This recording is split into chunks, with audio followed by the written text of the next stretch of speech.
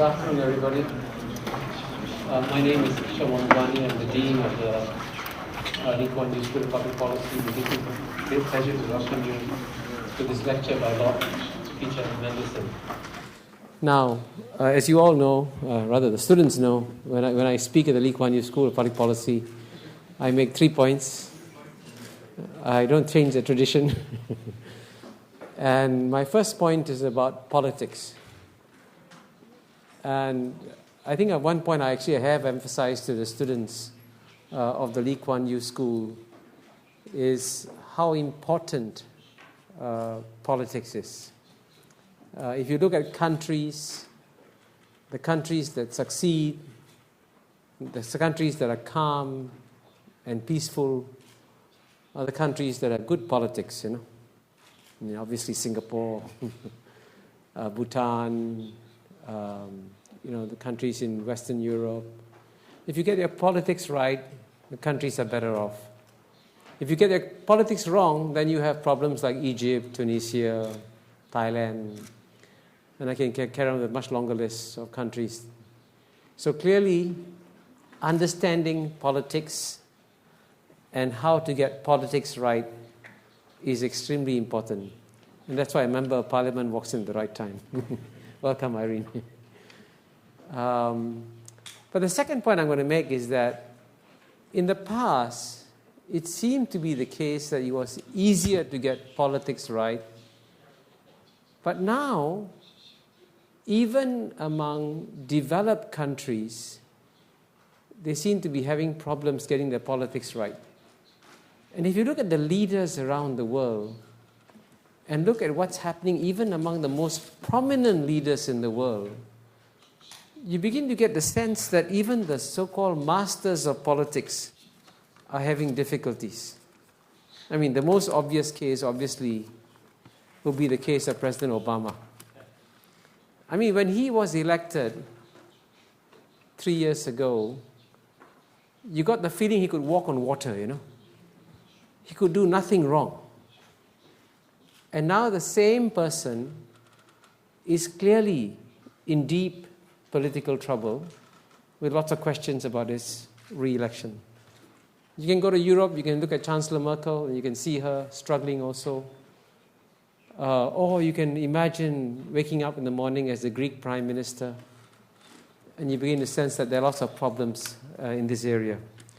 So this brings me to my third point, which is why actually we are truly, truly privileged at the Lee Kuan Yew School of Public Policy to welcome Lord Peter Mandelson to address us. Because if you look around the whole world and try to find what you might call masters of politics, and I mean that as a compliment, Peter, there are very, very few people in the world who are as good as Peter Mandelson in this field. It is a very unique field of his own. It has his own dynamics, his own rules, his own norms, and so on and so forth. And if you read the book by Tony Blair, his autobiography, of course he has a lot of mention of Peter Mandelson, and he actually describes the ups and downs that Lord Peter Mandelson experienced. And he describes one episode, I think, in 1998, when I think one of the first times that Lord Mandelson had to step down, I believe. And this is what Tony Blair says, you know, people always think that politicians behave to each other like something out of a Jeffrey Archer or Michael Dobbs airport novel. But in my experience, they don't. There's rivalry, backbiting, undermining, but little that you could describe as really dark. But this was the episode that led to the removal of Lord Mandelson. And he explained, Tony Blair in his book, why he fought very hard to try to bring back Peter Mandelson.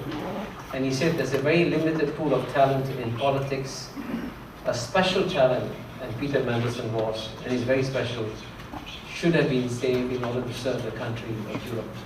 So clearly, Lord Mandelson has gone through a lot in British politics and has a lot of experience, a lot of wisdom in this area. For the record, just let me add that he was born in London in 1953 and educated at Oxford University, became Labour's Director of Campaigns and Communications, and then was elected Member of Parliament in 1992. He served in several ministerial portfolios, including Secretary of State for Trade and Industry, Secretary of State for Northern Ireland. He stepped down as MP in 2004 to become EU Trade Commissioner, and then returned to government one more time to serve Gordon Brown as Secretary of State for Business, Innovation and Skills, and Lord President of the Council. So if you're looking around for the world for someone as experienced as Peter Mandelson, there are very few. We are truly privileged to have him here.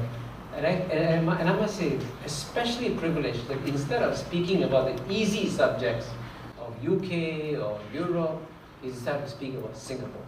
Now that's a challenge. So Lord Mandelson, over to you.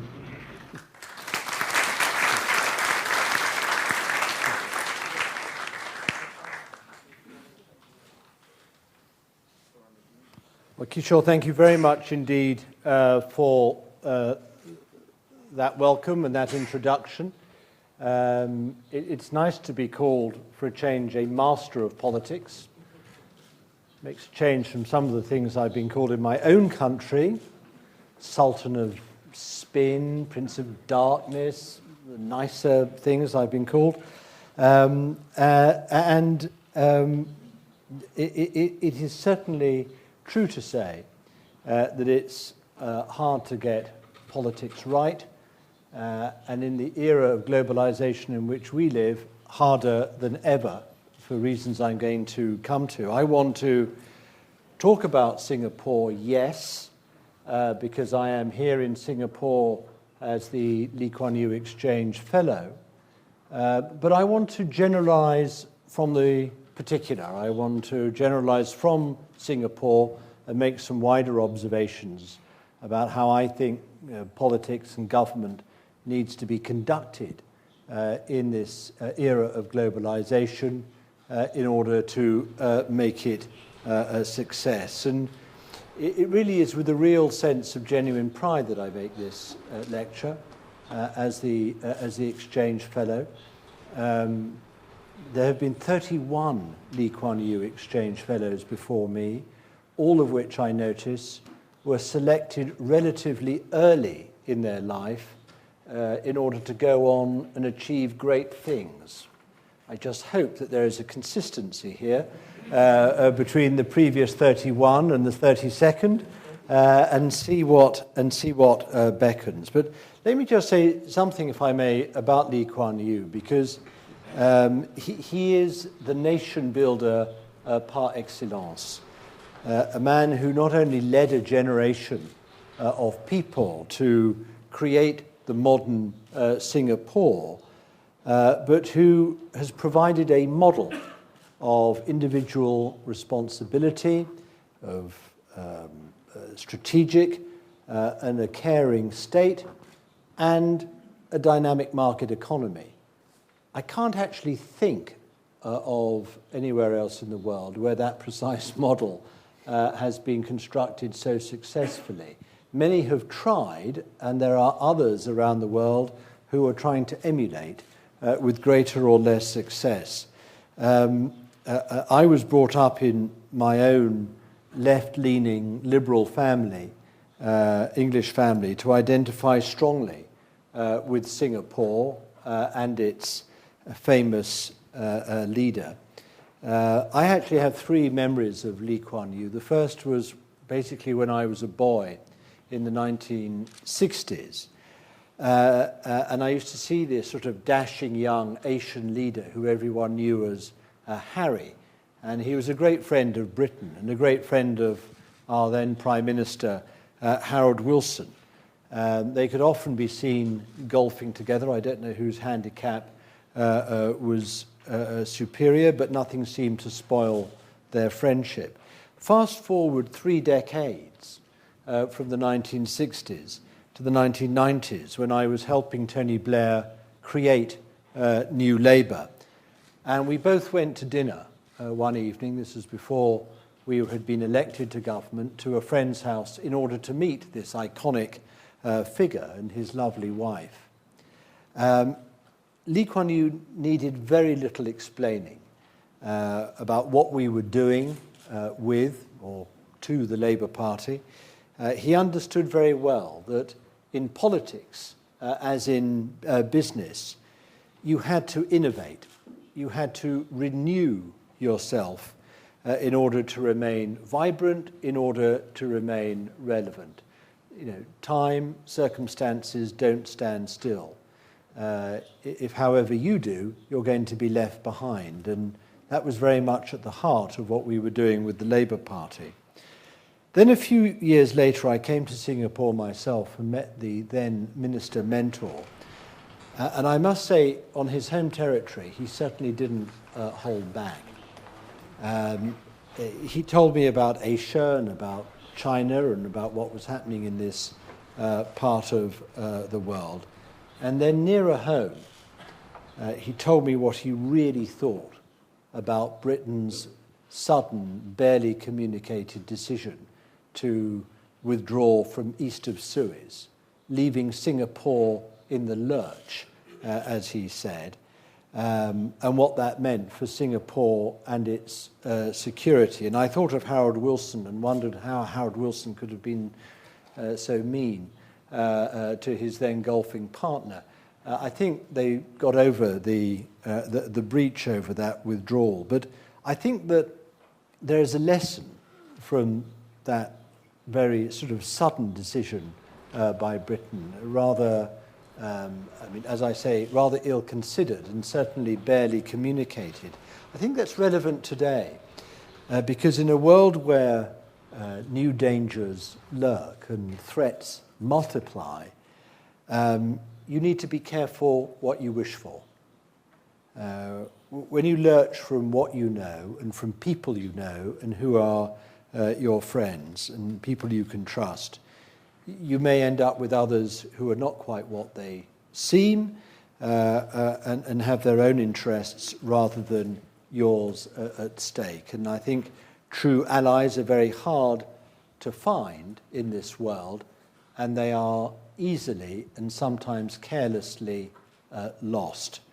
And that's why I think that true allies, and I regard Britain and Singapore today as good friends and allies, as something which are very important to keep. Now, that's the spirit in which I want to speak to you today. In my lecture, which I have renamed from what it originally was, I've entitled it Singapore and the New Normal.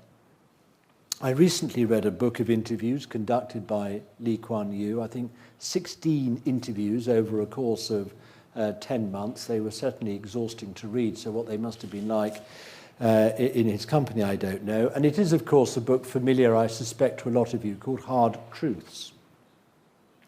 And the overwhelming sense that it left with me was of an intelligent and committed politician whose whole view of politics, certainly his view of the country that his name is synonymous with, is based on confronting and prevailing over very hard and tough realities, geopolitical ones, economic ones, and social ones.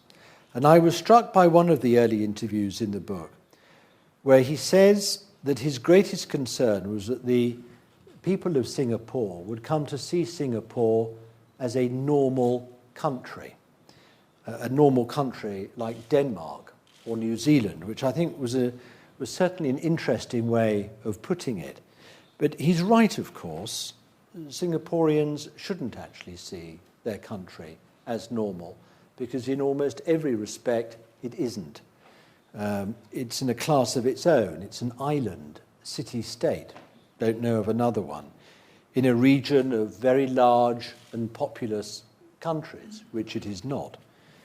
It's been amongst the fastest growing economies on the planet for 3 decades, growing at rates which are certainly not normal, even for a region that has grown faster than any in history, as Asia has. It's one of the highest standards of living in the world. smack in the middle of a region where most people are fortunate to live on a fraction of the average American or European income. Again, Singapore could not be more different. Its economic record, in particular, stands out by any measure as a spectacular achievement. It's built itself into a world leader in semiconductors and petrochemicals and new biotech. And of course, it's one of the busiest ports in the world and a leading trade hub and global financial services market, as we've seen. So something has happened here, and it seems timely to ask what has happened here and why exactly, so that we can learn some lessons for the rest of the world. Because Singapore's history is based on hard truths, turning some very difficult challenges and constraints into opportunities. You know, the fact that I am delivering this lecture in English is an indirect example. The teaching and speaking of English in Singapore was a conscious decision to bind a multi-ethnic society together into a single community in order better to attract inward and foreign investment. And it's paid off very nicely, that language. Singapore's economic transformation is one that obviously other countries in Asia are queuing up to learn from. But what I want to do this evening is to argue that the lessons are more applicable than simply to Asia. That what we can learn from Singapore's experience is not only how to emulate it, but how to think in a more flexible and subtle way about the economic and political models that can make a success of globalization in the 21st century. I want to argue that success depends in part on understanding what the hard truths are and what they're not. Now, we hear a lot from pundits about the new normal in the wake of the Western banking crisis and downturn.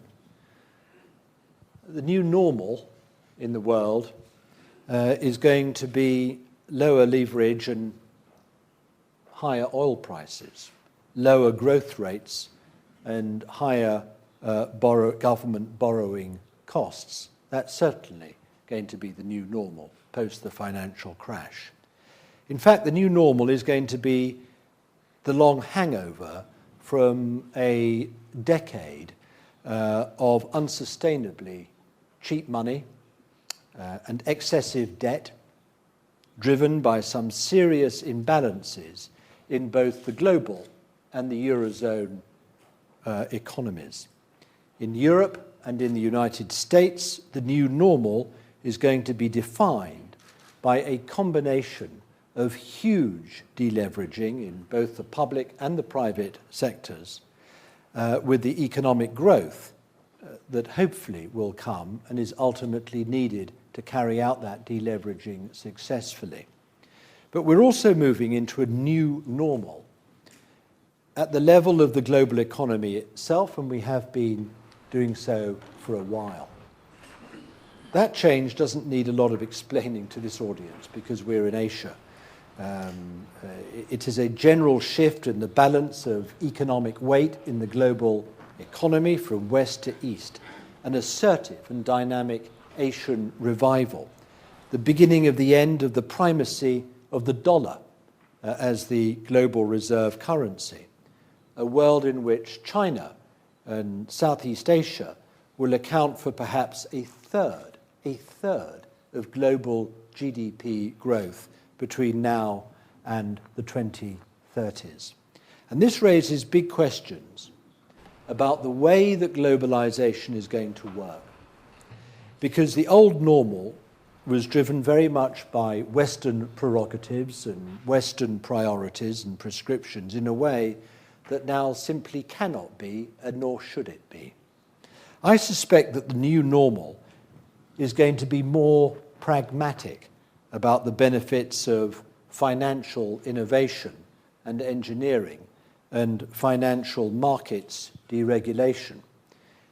The new normal is going to be more pragmatic about the best way to manage the huge exposure of real economies to a global financial economy that frankly has grown beyond the effective reach of regulation. And one thing we know for absolutely certain is that the new consensus in the world will not be that defined in Washington or indeed London or Brussels. In fact, I suspect that it will not be based on a single abstract model or a single consensus at all, but on a diversity of models, linked not by a common prescription, but by some common principles for success. Now, I also think that the new normal is going to be more pragmatic about some of the economic choices that have been presented as hard truths over the last 2 decades, especially the ultra-liberal prescriptions of a very extreme kind of free market economics. That will probably mean less here in Asia for the simple reason that none of the Asian growth economies have ever actually followed the neoliberal rulebook to the letter, especially not since the Asian financial crisis of 97-98. If there is such a thing as an Asian way of globalizing, it seems to me it has always been gently skeptical of some of the more sweeping claims of laissez-faire. I think Singapore's experience reflects this. It is among the most open and globally integrated economies in the world, and it has used integration into the global economy actively and effectively. It has been a powerful advocate for open trade and for investment. But the commitment to a tailored set of Singapore solutions from the liberalizing menu and a pragmatism about the role of intelligent and strategic government in making that integration a success, in my view, is central to the way in which Singapore has been conceived and built. From land reclamation to infrastructure to education to industrial policy, Singapore appears to have aimed for a balance between market competition, individual enterprise, and collective investment. Now, this is a very tricky balance to strike and to get right. But again and again, as Britain's business secretary, and before that its trade and industry secretary, I was told by European businesses that when it came to understanding the way in which intelligent state investment in education, in research and development and infrastructure could support the development of industrial capacity, it was Singapore more than any other that got it. Now, does this mixed model make Singapore statist? Well, there is mandatory saving through the Central Provident Fund, but no blanket state liability for its population in retirement. Good balance there, I think. There is an effective safety net, but not the unreformed and expensive social welfare apparatus that still defines some European states. There is a liberalized banking sector, yes, but also a willingness to impose measures like loan-to-value requirements to lean into the credit cycle in a way that many politicians and central bankers in Europe or the US would still find hard to imagine.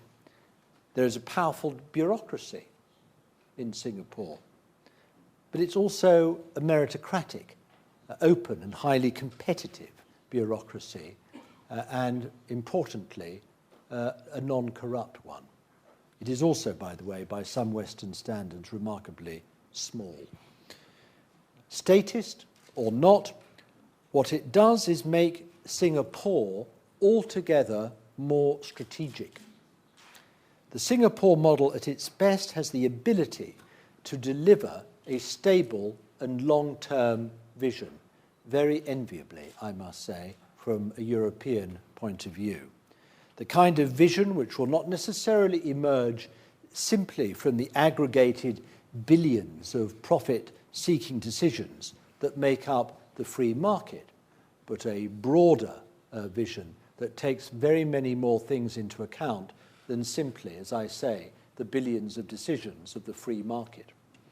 It's not surprising this is a model that others want to study and to copy, not least, of course, the Chinese, who have been coming here since the Deng era to try and learn from Singapore's experience. I suspect that in the minds of many Chinese policymakers today, China's future looks a bit like Singapore, albeit on a rather grander scale, and without as yet knowing quite what route they're going to navigate in order to get there.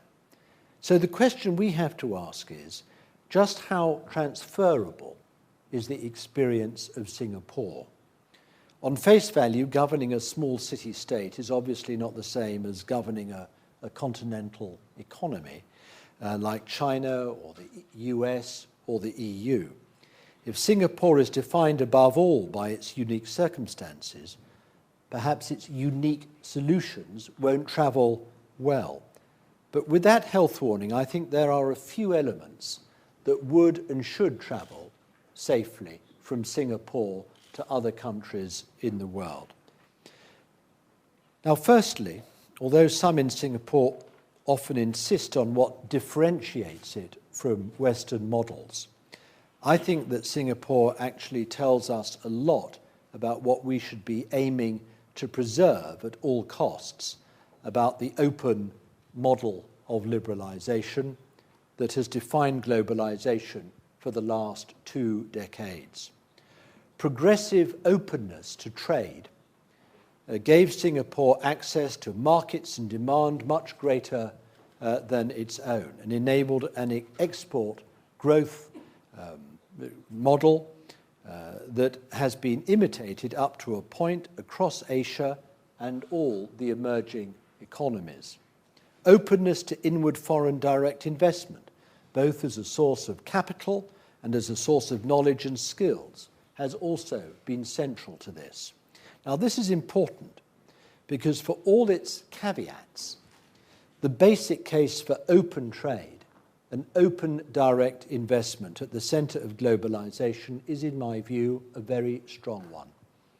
Nevertheless, it seems to me that Singapore has been right to treat wide-ranging liberalization as a tool for economic growth, not as an article of faith and not as an end in itself. Openness in itself is not the outcome that we are seeking.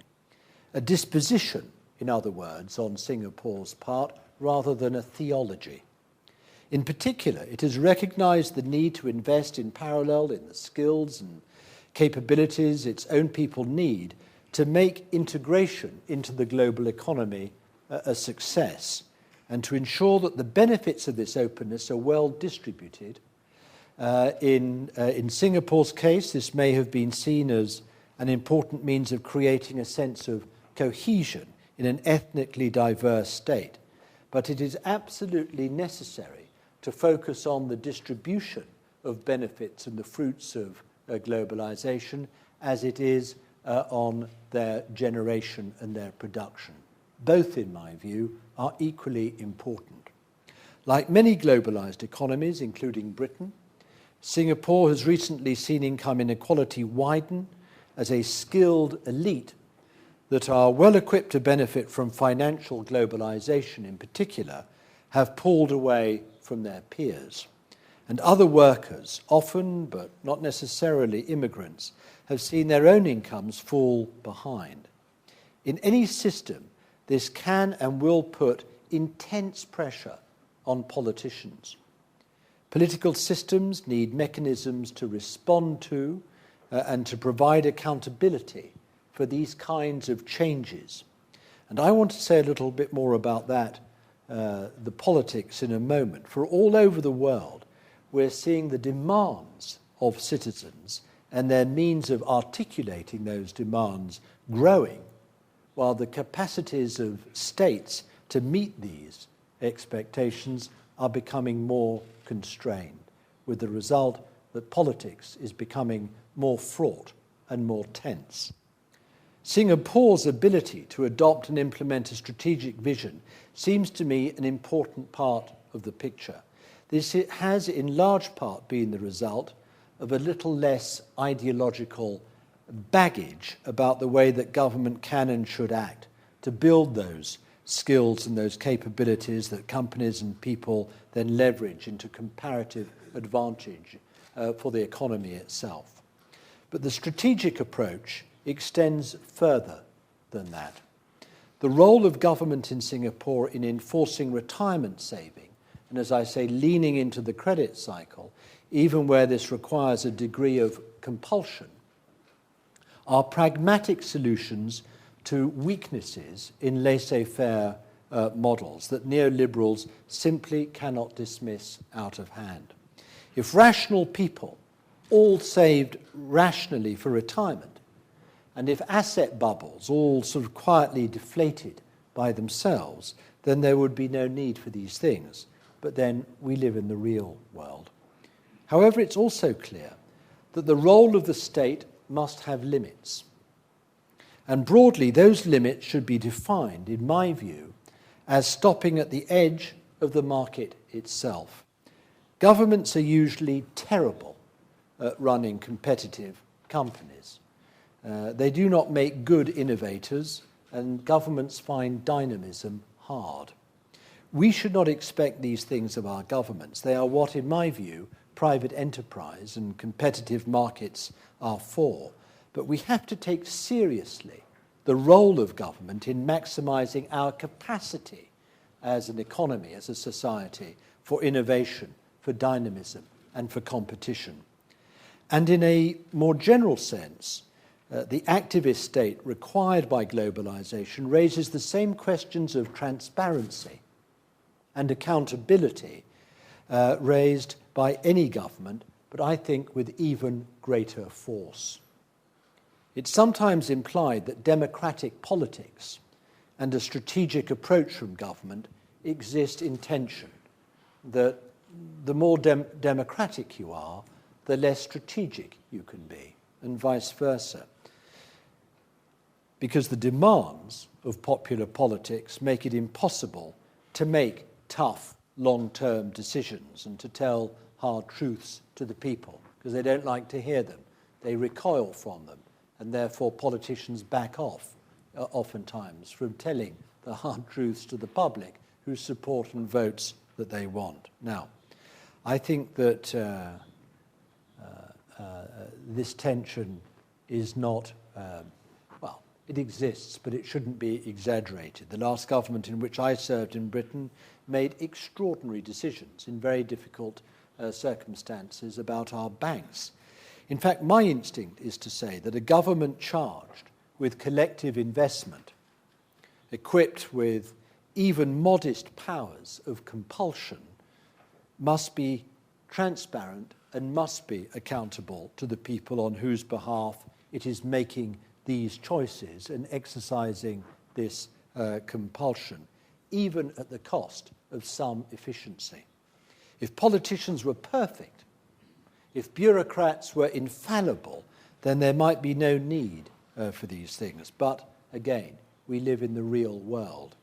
We also live in the all-seeing internet world, which brings a force and power of transparency and accountability, all of its unique own.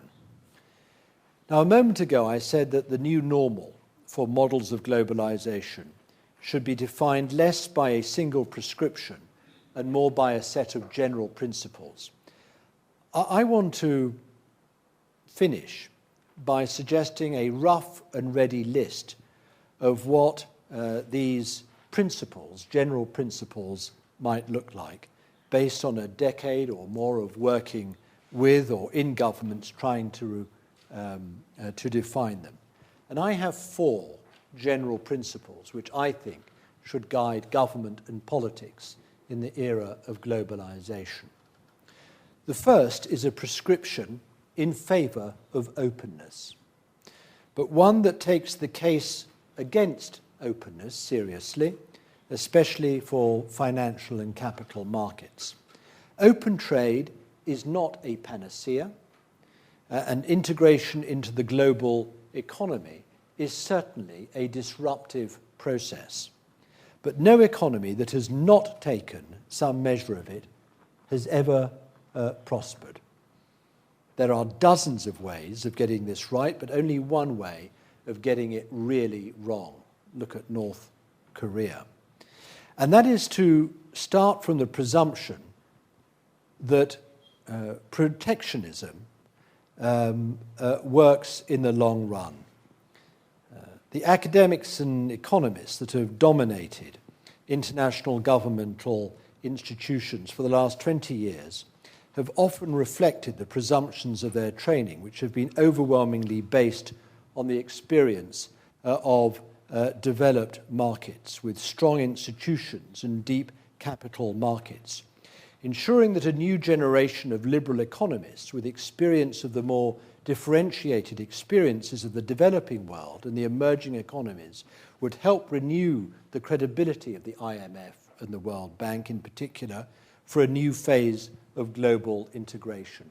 And their presumption and their starting point must be that openness, not protectionism, is the way forward for economies to prosper in the world. The second principle is a commitment to building resilience alongside openness. The basic flaw in simplistic neoliberal models is that they treat their liberalizing prescriptions as preconditions for growth. They're not. They are a toolbox for growth, to be selected and applied selectively. No less important are the preconditions for liberalization itself. Markets need strong institutions. They need the soft infrastructure of courts and the rule of law and social trust. People need the skills and confidence to handle the competitive demands that come with the benefits of globalization. If we cannot point to the tools that will enable people to get the best out of globalization, we have only done half our work. It is relatively easy to liberalize a market. It is much harder to design the mechanisms that will make it operate well and fairly. This does not mean that we should push on with the former in the expectation that the latter will follow. This, in large part, is the mistake that we've made with the regulation of global finance, that if you simply liberalize the market, the mechanisms to make it work will automatically follow. They don't, and they certainly didn't in the case of global finance. The third general principle is to allow for a strategic role for government, but define and recognize its limits. This is still anathema to many Western advocates of laissez-faire, even in the face of mounting evidence that markets left to themselves will under-invest in skills, will under-invest in science and infrastructure that modern economies need in order to turn into growth in a global economy. Use the power of government, in other words, to make those absolutely vital collective investments in education, in physical and social infrastructure and science to provide the things that markets simply can't or won't. And fourth, finally, the pressures of globalization, as I've said, can be very divisive in society and disruptive if they're not well managed. The decisions that open an economy to global competitive pressures must be made transparently and accountably. They require that a society's social contract be openly debated in a way that keeps up with the evolving sophistication and expectations of the public. No matter how skilled or efficient, technocratic government cannot substitute for government that is truly transparent and accountable. For this, I've been struck by your own prime ministers forthright acknowledgement of this since the general election in Singapore this last time round.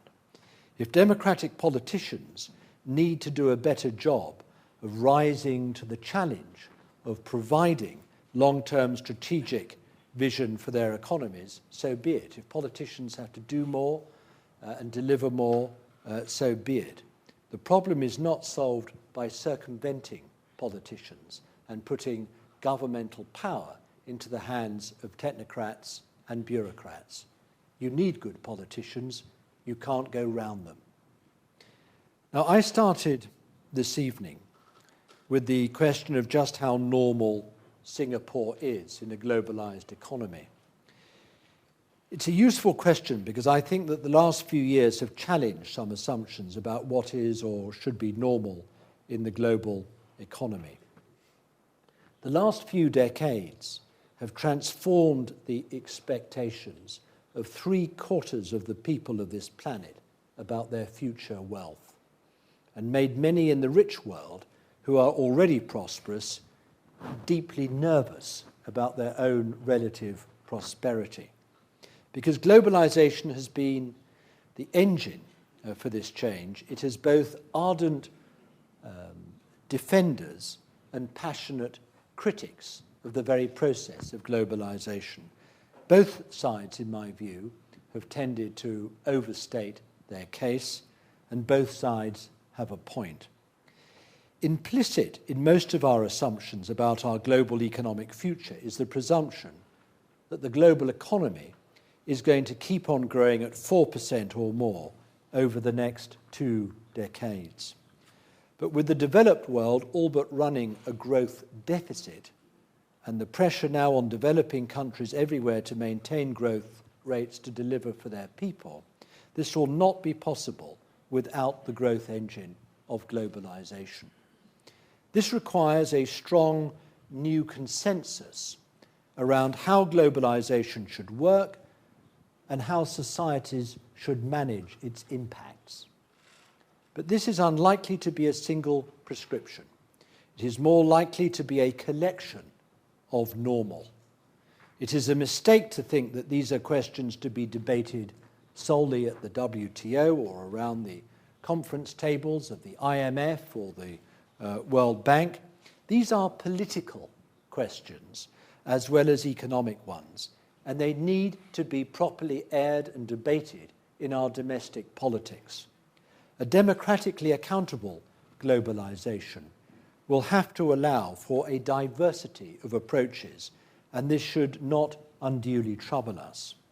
What I've argued this evening is that Singapore's experience suggests some of the principles that should run through all these models: a disposition to openness, a commitment to strengthening both institutions and people to get the best out of open markets, and the strategic, transparent and accountable government whose job is to do that.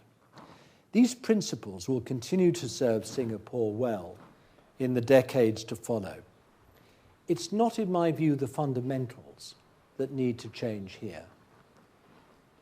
I think Singapore has the fundamentals broadly right, and the rapid development of Asia's economies, as well as Singapore's global network, will continue to drive growth in Singapore, taking the economy into new, higher technology and value-adding sectors.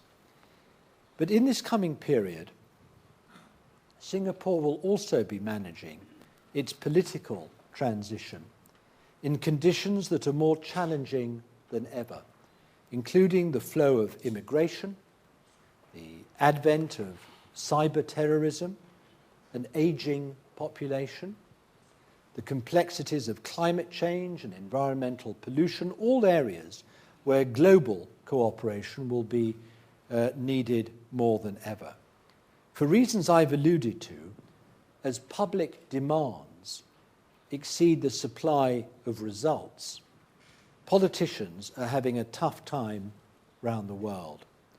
They are struggling to find answers. Look at my own home continent of Europe if you want to see politicians struggling to find the right solutions. Because one effect of globalization and the porous nature of national leaders is to weaken government's direct grip on the levers of economic power. It's a curious thing that politicians, as the economic power of globalization have spread across the world, politicians themselves have found themselves relatively disempowered to determine the outcomes and the results that they actually want to seek on behalf of their electorate. Economic change is occurring at bewildering speed. The human impact is great, and people are more insecure as a result. And it is perhaps a paradox that as living standards rise in a country, so do the grievances of its electorate.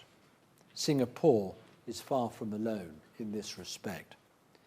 And the rise of new forms of media, the social media, mean that pressures on politicians are multiplying, and their ability to control information and the political agenda is declining. Now, this, in my view, is a good thing. Easy, perhaps, for me to say from the unelected safety of the House of Lords.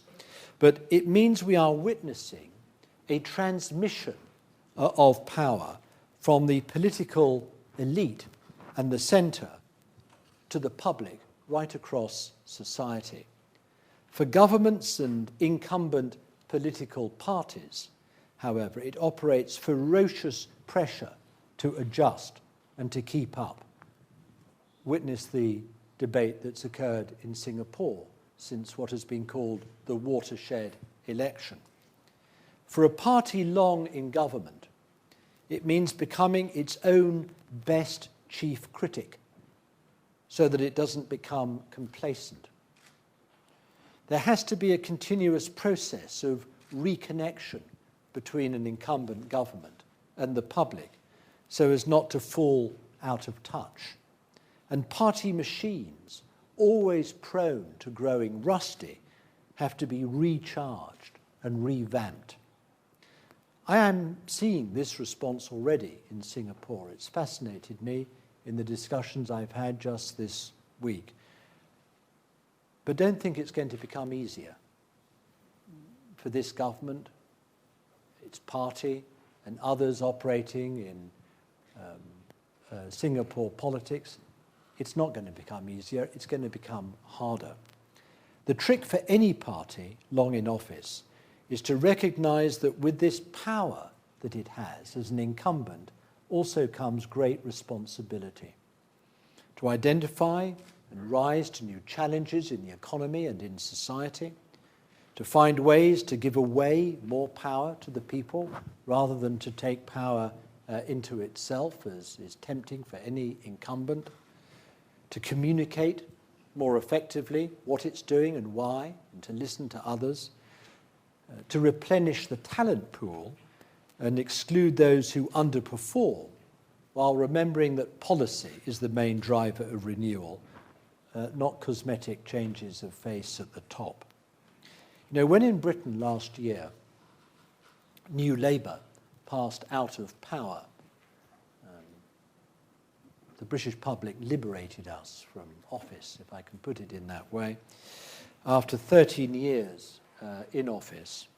I said that this was because, as a party, as New Labour, we had begun to drift, to misplace our New Labour identity. It suddenly became blurred, or became blurred actually over a number of years. And finally, we lost what I can best describe as our emotional connection with the public, with our voters. And I use the term emotional deliberately.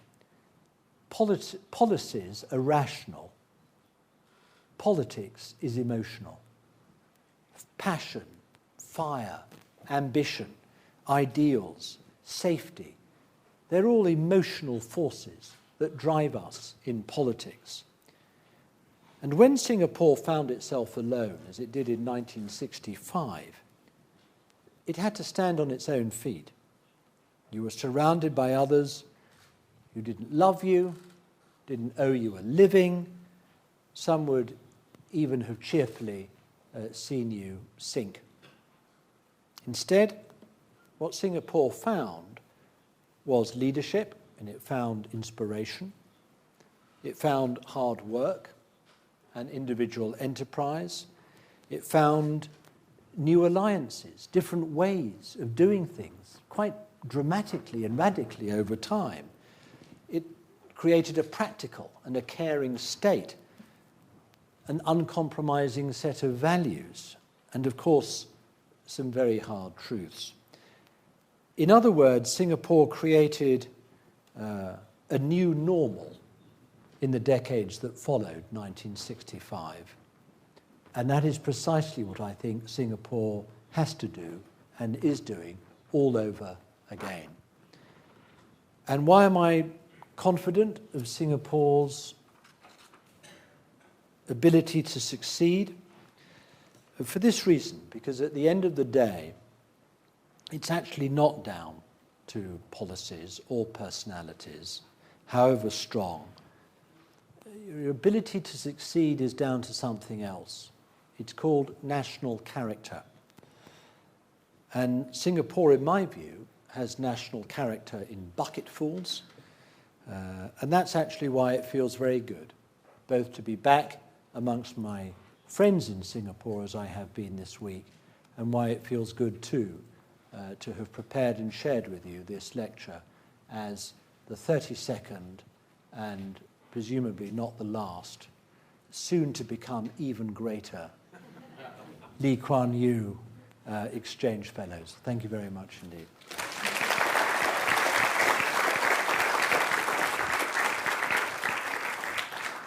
You've given us a lot to reflect on. I think you made the Singaporeans in this room feel very good. They're not used to getting so much good news. After all the... Got something to be good about. After all the challenges they face. And I'm going to take privilege, my position as chairman, to ask you the first question. And I want to actually explore your theme of the politicians feeling disempowered, you know. Because I think that's a sense I get as I look around the world. I mean, I certainly get a sense when I look, as I mentioned earlier, President Obama seems to feel somewhat disempowered. Somehow he's lost control of the agenda. Politicians, as you mentioned, in Europe now seem to be drifting. And you sort of suggested that this has to do something about a fundamental change in the social and political condition of our societies today. So what's your advice to politicians today who feel this sense of being disempowered? What should they do? In a nutshell, my advice is under-promise and over-deliver. Mm-hmm. Because my word, it's easy to do the opposite. And that's what happened to Obama. It's easier to run for office, let's be honest, than exercise it. When you're running for office, when you're in opposition, you don't speak hard truths, you speak simple truths. You go for what's populist, not for what's difficult.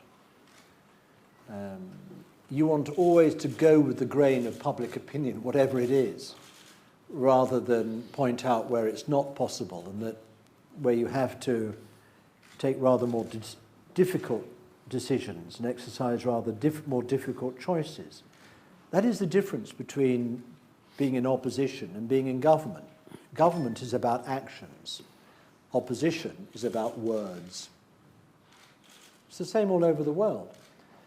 So that's why it's right both to be skeptical about some of the things you hear from the opposition, because they are words and oftentimes rather populist, but why it's also very important to be realistic, yes, about what governments can do, but always prepared as public, as voters, to bring home to the politicians what you want, what you hope for, and what your expectations are. The only problem is that we live in a world where there is there's excess demand, as I said, over supply. Excess demand of expectations and hopes over the supply of individual actions open to governments to take nationally that will deliver the results that the public want, because so much of that delivery is dependent on what's going on in the rest of the world and not just in your own country and your own economy. And that's why I say that as globalization has gathered force, governments' sort of grip on national levers of policy have weakened, not strengthened. What we do in our country, in our economy, is dependent so much on what other governments are deciding to do in relation to their levers and their economies, and so it goes on. We are all so much more interdependent in what we decide, what we don't decide, the choices we make. The forces of globalization, the forces of the markets. Just look at what's going on in Europe at the moment, and you see governments not floundering, I think that's going too far, but governments certainly finding it harder and taking longer to make joined up decisions and choices that connect with each other than they once did. Okay, great. The floor is open now. Come to the mic. Identify yourself and short, sharp, difficult question. Hello. My name is Johannes Loh. I work at the Asian Trends Monitoring Bulletin here at the school. And you mentioned that Singapore's success is likely to continue if they follow the recipes they've applied the last few decades to have this economic success they have had. My question to you is, hasn't that also led to certain income inequality and inequality that you mentioned yourself in your speech, which will lead to rising dissatisfaction with large parts of the population? And my example would be the debate about the presidential salary, which is quite interesting to follow. And there's a committee in Singapore now which tries to determine what an appropriate salary would be. And I would like to hear your opinion on compensation for the major leaders in the country, which are now currently at several million Singapore dollars. How does that go together with continued dissatisfaction of the electorate? Thank you. That qualifies as a difficult question. Couldn't you find I think all I can say to that is that I'm very glad I'm not a serving member of that committee. Look, let me make 2 points to you, if I may. One is that you can't sustain economic success without public consent for the policies and the principles you're operating in pursuing that success. You need public consent. And you're not going to get that public consent unless you have, as I say, a social contract in place, a social contract at the heart of which are people's ideas and values and expectations of what's fair across society. I am both a social democrat, a left-leaning social democrat in my politics, but also a believer in liberal economics. Not neoliberal economics, as I made clear in my lecture. And I don't believe you can sustain a liberal economic ethos or outlook except within a social democratic framework of policy, which creates opportunities for all to the greatest extent possible, that creates recognizable principles of social justice in a society, in a country, so that people feel that, broadly speaking, what you get out sort of corresponds to what you put in. Now, let me come to your question. Do politicians, ministers, officials work so extraordinarily and exceptionally hard do they put in so much as to justify the sorts of salaries you described that they take out? In theory, on paper, no. But there are other principles or other considerations, and I think you know what they are. And if you don't, I'll tell you what I think they are. And that is that one of the most valuable things that a country can keep hold of amongst its politicians, its bureaucrats, its ruling elite, is that they don't have to sink so low as to dip into other people's private and business pockets in order to reward themselves in a corrupt way, which has a terrible, terrible corrosive effect on that governmental system and society right across the board. So I think a balance has to be struck here between rewarding people in public positions sufficiently that they never become captive to private vested interests on the one hand, and on the other, what people view as recognizably reasonable, balanced. And if that committee can find the right balance between those two things, good luck to it. As I say, I'm glad I'm not a member of it, because, you know, damned if you do and damned if you don't. You can be rest assured that whatever you come out with is going to be condemned, probably by the majority of the population, whatever you say, almost by definition. So good luck. The chairman is my neighbor, by the way, Gerard E., and I saw him last night coming out of his house, and I said, Gerard, everybody's talking about you every day. Lord Mandelson, welcome to Singapore, and an excellent lecture, if I may say so. Let me take you away just from... identify yourself? Yes, sorry. Malcolm Murfitt, NUS, Oxford, LSE. I want to ask you, where, in your opinion, did New Labour go wrong? First of all, if you don't mind me saying so, I think it got an awful lot right. I think it got an awful lot right in the economy. We managed the British economy during the longest period of its sustained growth of any time in the last 50 years. I think we got the balance of incentives and rewards in society broadly right. We thought it was right that people who take risks in business, who work hard, should be incentivized and rewarded, but we also believed that there was plenty of room for the more needy and hard up to receive more, which is why, for example, we introduced a national minimum wage, which operated very successfully. We introduced or enlarged the benefits, financial benefits for families with children.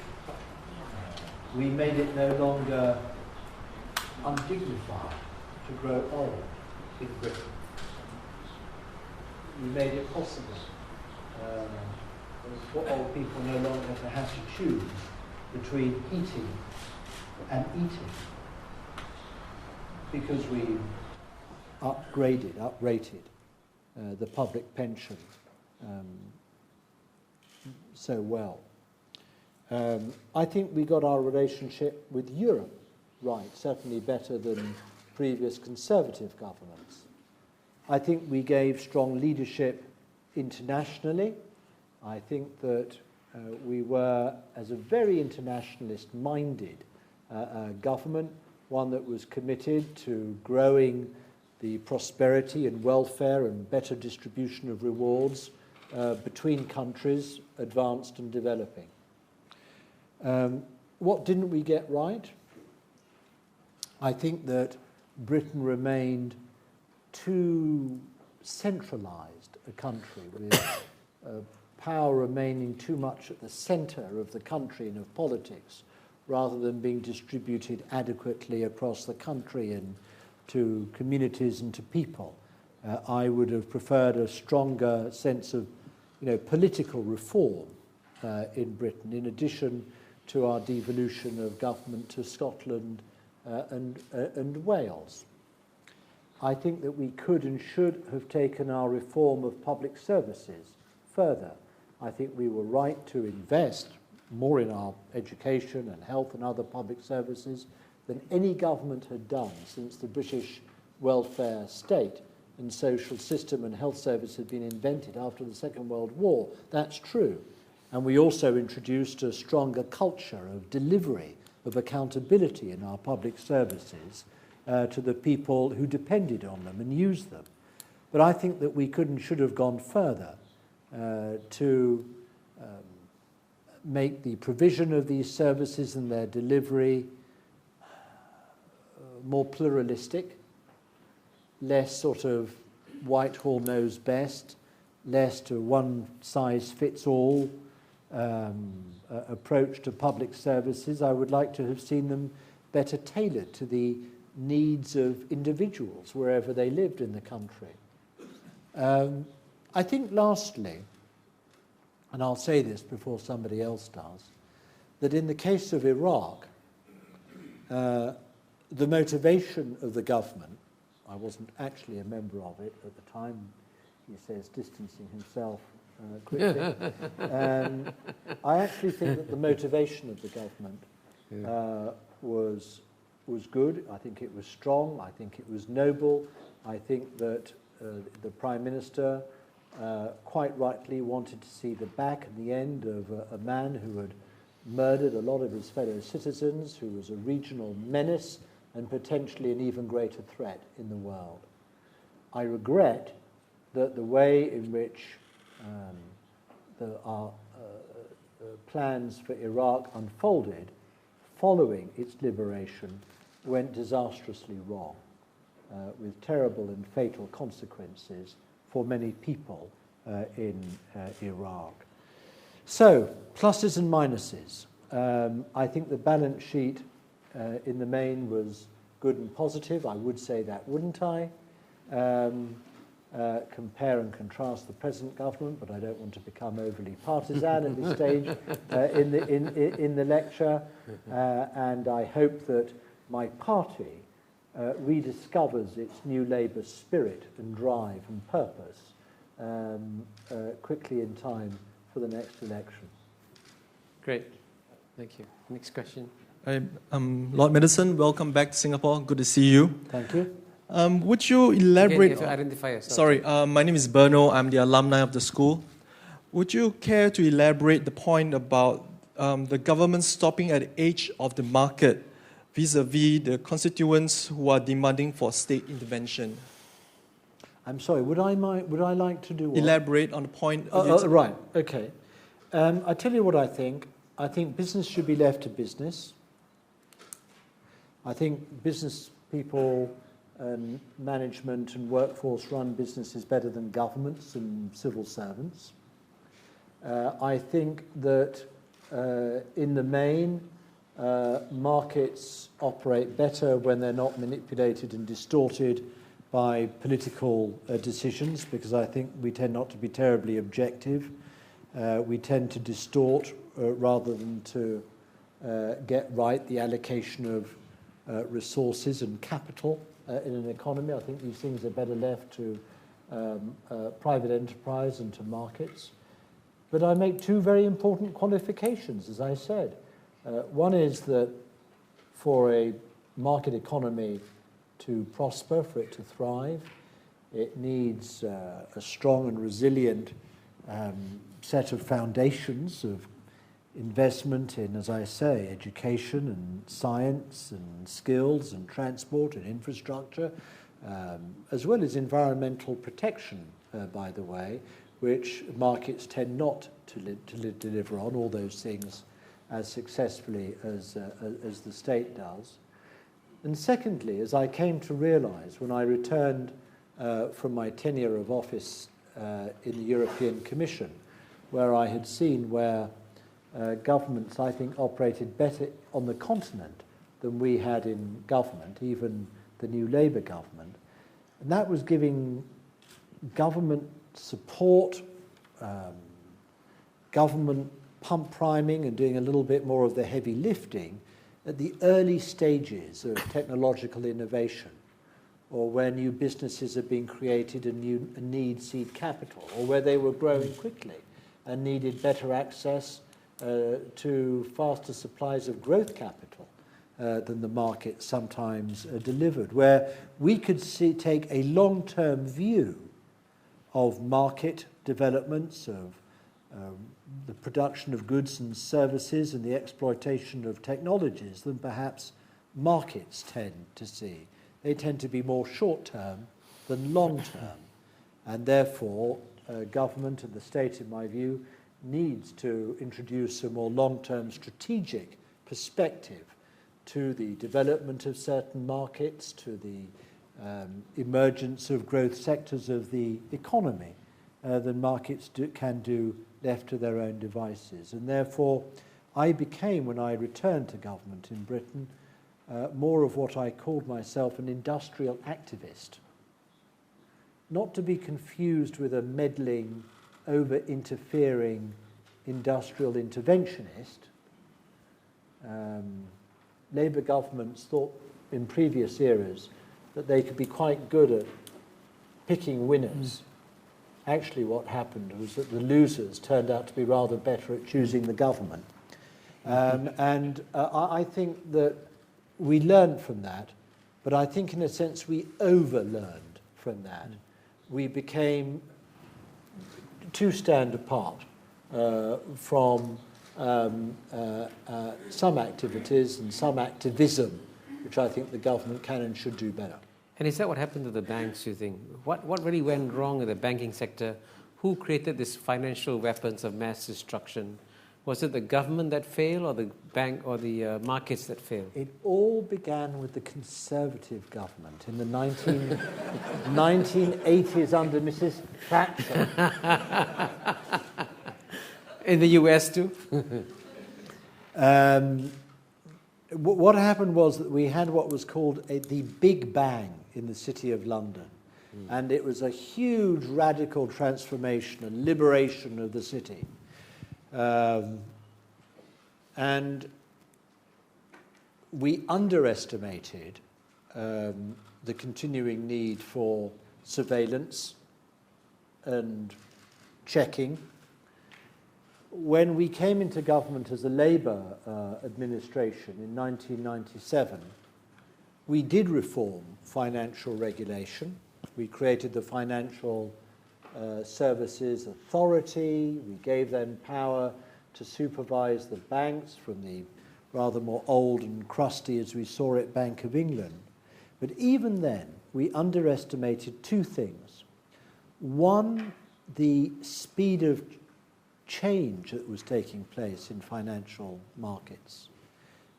Regulation didn't keep pace with the speed of change that we were seeing sweeping through those markets in the 1990s and beyond. And secondly, we underestimated how invasive regulation would need to become, intrusive. It needed to look further into what was going on in this sector and individual banks to compensate for what was frankly a lack of corporate governance and responsibility being exercised within the banks. Now, we've learned. One thing we shouldn't learn, incidentally, is to over-interpret, overreact and over-regulate so that we kill off the sector. Stop it from innovating, stop it from discovering new financial products, new ways of developing these markets in the public's interest. But if you're asking me whether the derivatives markets and the sorts of activities that we saw recently being undertaken by that trader at UBS is what the public needs, then the emphatic answer I would give to that is no. It's not what the public needs. But that requires more decisive regulation. It requires more decisive regulation, but frankly, it requires better management, better corporate governance, more transparency. At the end of the day, it's the job of these people to manage their business better. Yes, regulation is the long stop, And it has to be stronger and probably closer to the business than the long stop was that we designed previously. But regulation is not a substitute for good corporate governance and management. Next question. Quickly. Yeah. 1, 2. Okay. Let's take the last. We are slightly over time. We'll take 2 questions. And then Thank you, Lord Mandelson. My name is Karthik Nachip, and I'm working here at the school. I'm a researcher. Just taking off on your point on financial regulation. Wasn't New Labour's strategy of keeping a thin leash in the financial sector in London was because the financial industry essentially was a golden goose that funded the welfare state, which in turn kept Labour's electoral fortunes high? Maybe. Partly, yes. Yes, partly. Look, the financial services sector was generating huge profits, which apart from what went disproportionately into the pockets of the bankers themselves, went to the Treasury. The Treasury earned billions in revenues to finance that colossal investment that I referred to before in our public services, amongst other things. I mean, our mistake was to remain over-reliant, over-dependent, and overexposed to the financial sector, so that when it exploded, as it did, we were disproportionately knocked sideways and a huge hole blown in our GDP. But you know, it's great to be wise after the event. At that time, everyone was thinking and doing the same, particularly in the United States. Alan Greenspan and his colleagues were leading all this, their own financial sector, in that direction. And we were competing with it. We wanted people to come to London, not New York. If we over-regulated and adopted a different approach, which was radically different from that in the United States, we would have suffered competitively from the immediate advantages that the US financial sector was enjoying. So it took 2 to get it right, both sides of the Atlantic, us and the Americans. And we're sort of waking up to it now. the last question to a lady who has the most important job in the school.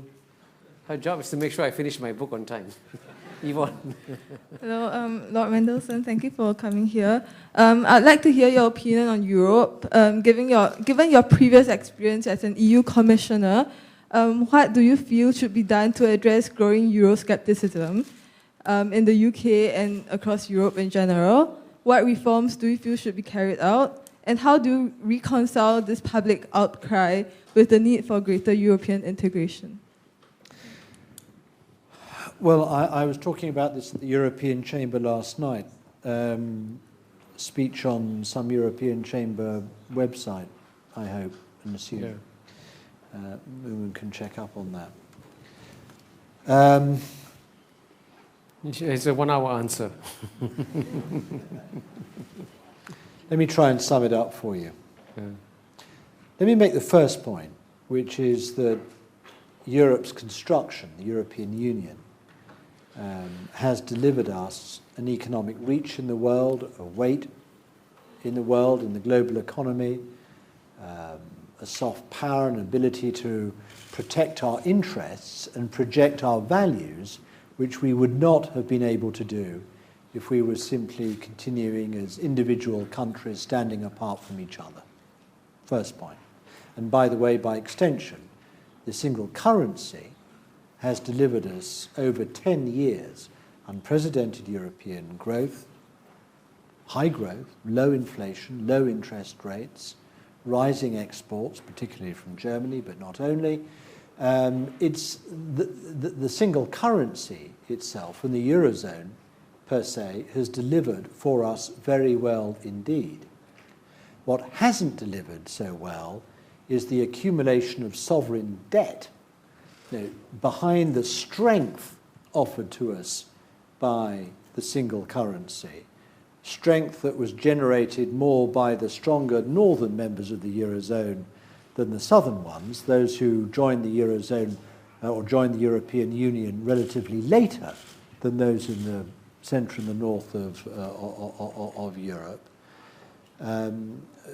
Some of whom, I hesitate to use the word piggybacked on the stronger members of the Eurozone, but let me put it this way, allowed their fiscal disciplines and rules to become a little loose, their sovereign indebtedness to grow rather more than their productivity and competitiveness perhaps justified, borrowing money at rates that were more fitting for the Germanys and the Dutch and the Finnish and the Brits and French of this world than the Portuguese, the Greeks and whatever.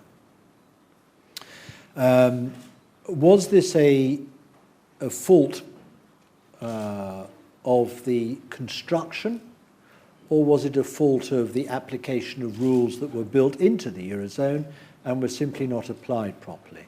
Answer, a mixture of both.